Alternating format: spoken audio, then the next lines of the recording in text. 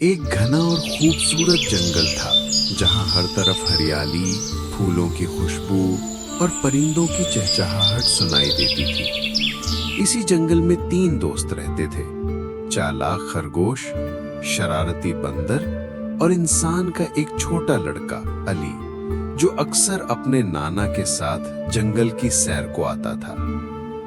खरगोश का नाम चिंटू था, बंदर का नाम टिप्पू था और अली एक हंसमुख और सादा दिल लड़का था।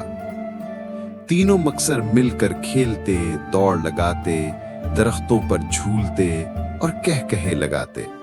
उनकी दोस्ती पूरे जंगल में मशहूर थी। एक दिन अली अपने नाना के साथ जंगल आया। नाना जंगल के किनारे आराम करने लगे और अली अपने दोस्तों चिंटू और टिप्पू के साथ खेलने चला गया। सबने मिलकर दरख्तों के बीच आंख मचोली का खेल शुरू किया। टिप्पू बंदर चूंकि दरख्तों पर छलांगे मारने में माहिर था, तो वो फौरन ऊंचे दरख्त पर चढ़ गया। चिंटू झाड़ियों में छुप गया और अली आंखें बंद करके गिनती गिनने लगा। जब अली ने आंखें खोली और सबको ढूंढना शुरू किया, तो अचानक उसका पांव एक जड़ से टकरा गया और वो जमीन पर गिर गया। उसके हाथ से नया मोबाइल फोन, जो उसके अब्बू ने तोहफे में दिया था, नीचे गिरा और एक पत्थर से टकराकर टूट गया। अली की आंखों में आंसू आ गए।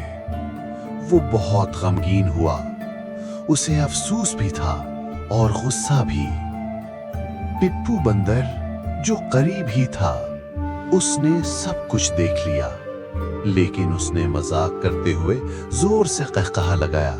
हा, अली गिर गया, फोन भी गया। अली को ये मजाक बहुत बुरा लगा। अली ने कहा, तुम्हें शर्म आनी चाहिए टप्पू, ये मजाक का वक्त नहीं, मेरा फोन टूट गया है। टिप्पू ने कंधे उचकाए। अरे भाई, एक फोन ही तो है, नया आ जाएगा। चिंटू खरगोश भी दौड़ता हुआ आया। उसने सूरत हाल को समझा और अली को सहारा देकर बिठाया। अली, मैं जानता हूँ तुम बहुत उदास हो और ये तुम्हारे लिए कीमती चीज थी।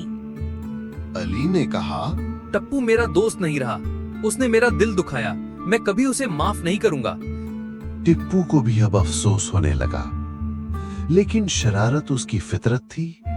उसने फिर भी जबान से माफी नहीं मांगी, बस चुप हो गया। अब तीनों दोस्तों में वो पुरानी बात न रही। अली जब भी आता, वो चिंटू से मिलता, मगर टिप्पू से बात न करता। टिप्पू भी शर्मिंदा था, मगर उसे ये समझ नहीं आ रही थी कि दोस्ती को कैसे बहाल करे। एक दिन अली अपने नाना के साथ जंगल की सैर पर निकला। अचानक आसमान पर काले बादल छा गए, तेज हवा चलने लगी और बारिश बरसने लगी। अली और नाना दोनों एक दरख्त के नीचे पनाह लेने लगे, लेकिन जमीन गीली और फिसलन वाली थी। नाना का पांव फिसला और वो एक ढलवान में लुढ़क कर नीचे जा गिरे। अली घबरा गया। उसने आवाजें लगाई, लेकिन जंगल में कोई इंसान नहीं था। चिंटू खरगोश करीब था। उसने देखा और फौरन दौड़ा, लेकिन वो अकेला अली के नाना को नहीं उठा सकता था। उसी वक्त टिप्पू बंदर दरख्त से उतरा और बगैर कुछ कहे नाना को सहारा देने लगा। उसने अली की तरफ देखा और कहा, दोस्ती सिर्फ खेलने के वक्त काम नहीं आती, मुश्किल वक्त में सच्चे दोस्त ही साथ निभाते हैं। टिप्पू की मदद से अली के नाना को उठाया गया और करीबी छोटी सी झोपड़ी नुमा शेड में ले जाया गया, जो लकड़हारों के लिए बनाया गया था। अली ने हैरत और शुक्रगुजारी से टिप्पू को देखा और धीरे से कहा, शुक्रिया टप्पू, तुमने आज मेरी आंखें खोल दी। टिप्पू ने कहा, मुझे अफसोस है अली, उस दिन मैंने तुम्हारा मजाक उड़ाया, हालांकि वो वक्त तुम्हें तसल्ली देने का था। क्या तुम मुझे माफ कर सकते हो?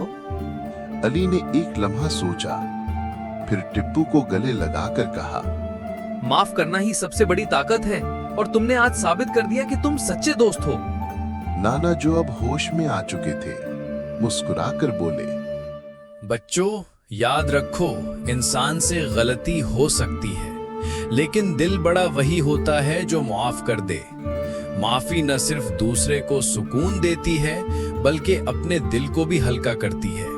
चिंटू ने शरारती अंदाज में कहा, तो फिर आज से हमारी दोस्ती पहले से भी ज्यादा मजबूत है। टिप्पू ने शर्माते हुए कहा। और मैं वादा करता हूँ कि आइंदा कभी किसी का दिल नहीं दुखाऊंगा। अली ने मुस्कुराकर कहा। और मैं वादा करता हूँ कि दिल बड़ा रखूंगा और दूसरों को माफ करना सीखूंगा। बारिश थम चुकी थी, बादल हट गए थे और सूरज की किरणें दरख्तों के पत्तों से छनकर जमीन पर पड़ रही थी, जैसे फितरत भी इनके दिलों में छिपी रोशनी का जश्न मना रही हो। इस कहानी से हमें ये सबक मिलता है, मुआफी की ताकत दुनिया की सबसे अजीम ताकतों में से एक है। ये दिलों को जोड़ती है, दुश्मनों को दोस्त बनाती है और हमें इंसानियत सिखाती है।